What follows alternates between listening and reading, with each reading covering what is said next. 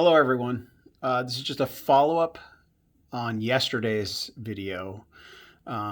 This is Michael at Sovereign Artsakh. I got to remember to introduce myself. I've gone months without even saying my name. People say, "Who are you? We need to know who you are." I always put an email address in the description below, along with a few other links that are significant, but I do need to remember to introduce myself. It's Michael, the non-Armenian, talking about Armenia.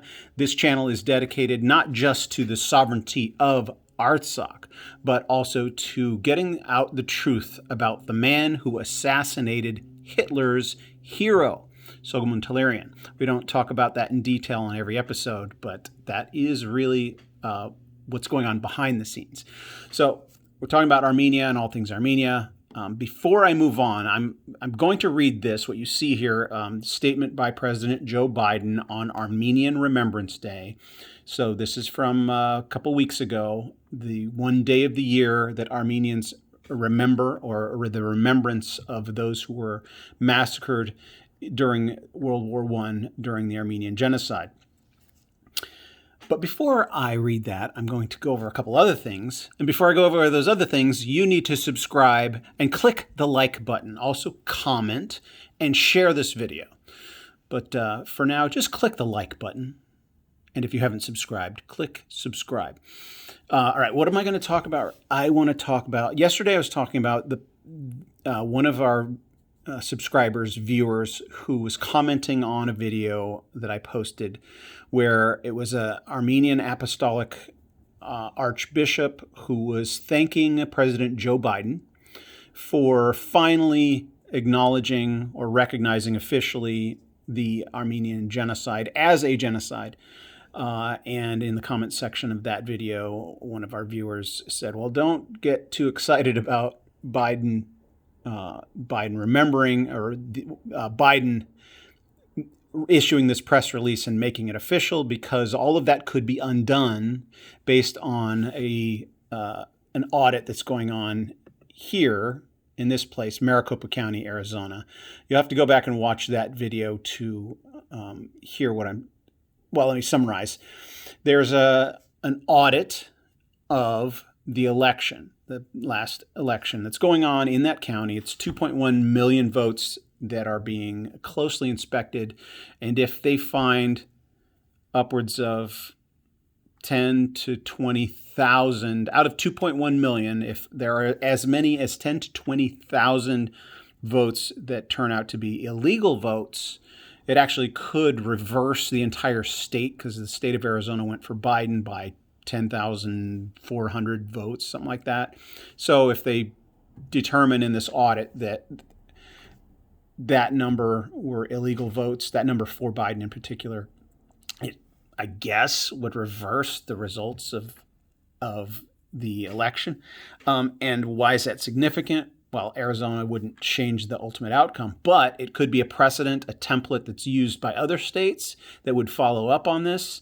Other states saying, well, if that happened in Arizona, maybe it happened in our state as well. And then, it's a long process, and it's a lot to undertake. And there's the likelihood of those results. I can't project likelihoods, but all of that to say, if it ultimately led to a reversal of that election, would that undo everything that Biden has done in his 4 months in office? 4 months? January, February, March, April. Yeah. Would it? And I guess, I don't know, if you think about it as if say there's we just had the Kentucky Derby, I think. There was a winner, a horse that won the race that apparently, maybe was on some illegal drugs, right? And so if that horse is, the victory of that horse is canceled out because a rule was broken, then whoever was in second place, I guess, is now the winner of the Kentucky Derby. Or maybe there's another, but maybe that analogy doesn't work. I'm talking about, would all of Biden's actions be undone because if he was an illegitimate president, everything he did was illegitimate and would be reversed or undone. I understand the argument for that, but let's say it was a tournament, like it's a basketball tournament, and the winner of that tournament ends up, they violated some rule, and so they're disqualified, and their award is taken away from them. And then I guess the team they were playing for first and second, that team would be defaulted that they would be the winner of the entire tournament. But then you'd have to go back through every other game in that tournament where the winner, who's now been disqualified, that every game that they won would now have to be the result would have to be a loss, and so that the person that they played against would have, and that they had beaten to get to the finals, now that person is the winner, except that person wasn't able to advance and play, so it gets complicated, right? There's things that are put in place. So President Biden's doing things right now that lead to other things, that lead to other things, that lead to other things. And so not everything can just be reversed. I'm just speculating. Obviously, this is all speculation. So it can all just be reversed. And so is this the kind of thing that would automatically be reversed? Statement by President Joe Biden on Armenian Remembrance Day. Well, if this person, Joe Biden, was never president or legally president to begin with, would this...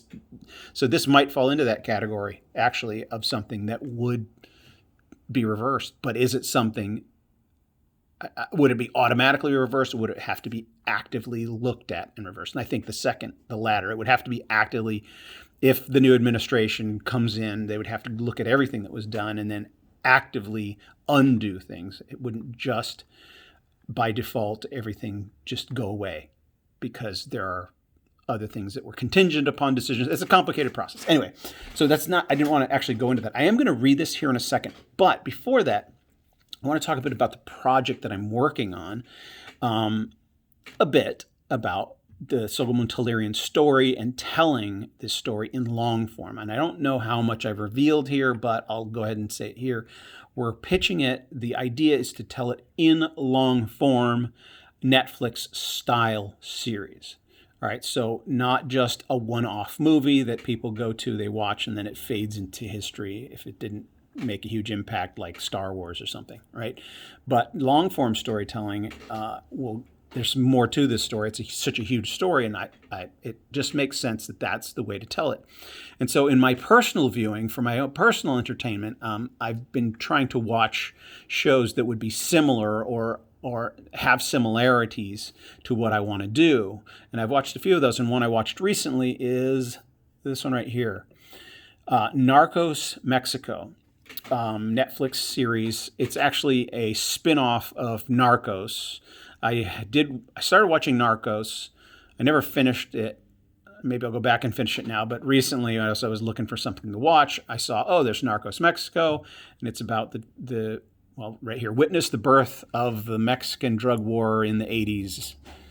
And so I watched it, and what I like about it is it's true to fact. It's a historical event. These are things that really happened, and the majority of the characters are real characters. And there's plenty of things that are created and embellished.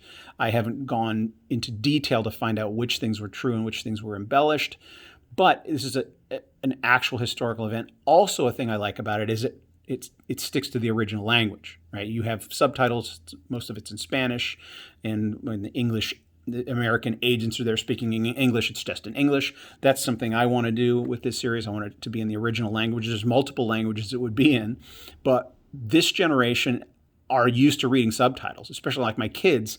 They're on their devices. They always have the subtitles on. They're always reading what's going on rather than just...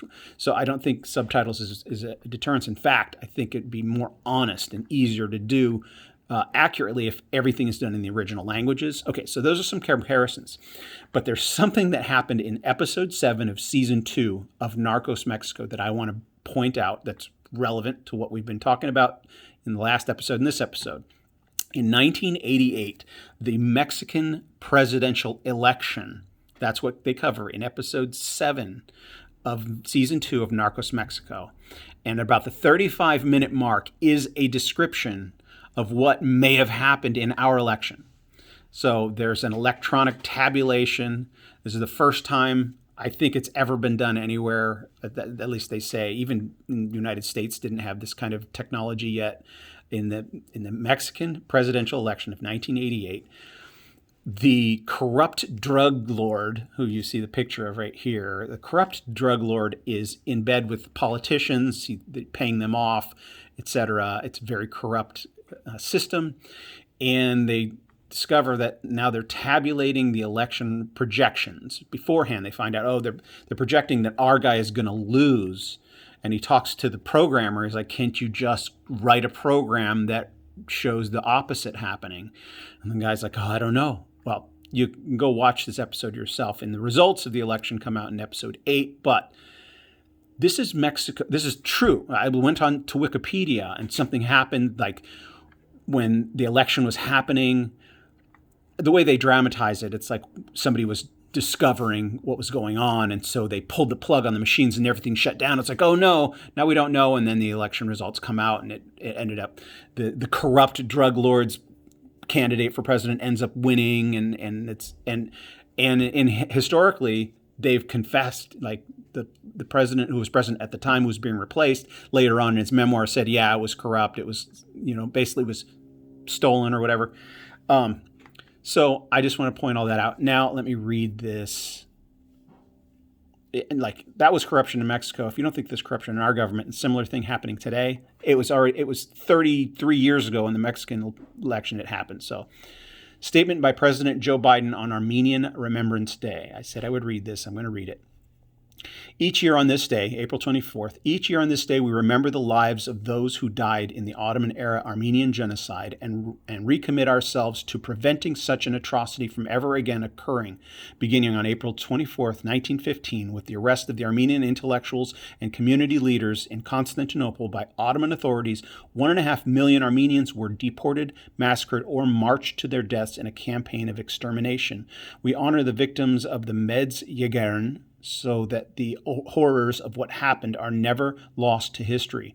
And we remember so that we remain ever vigilant against the corrosive influence of hate in all its forms. Of those who survived, most were forced to find new homes and new lives around the world, including in the United States. With strength and resilience, the Armenian people survived and rebuilt their community. Over the decades, Armenian immigrants have enriched the United States in countless ways, but they have never forgotten the tragic history that brought so many of their ancestors to our shores. We honor their story. We see that pain. We affirm the history. We do this not to cast blame, but to ensure that what happened is never repeated. Today we mourn what we lost. Let us also turn our eyes Today, as we mourn what was lost, let us also turn our eyes to the future, toward the world that we wish to build for our children, a world unsustained by the daily evils of bigotry and intolerance, where human rights are respected and where all people are able to pursue their lives in dignity and security. Let us renew our shared resolve to prevent future atrocities from occurring anywhere in the world, and let us pursue healing and reconciliation for all the people of the world.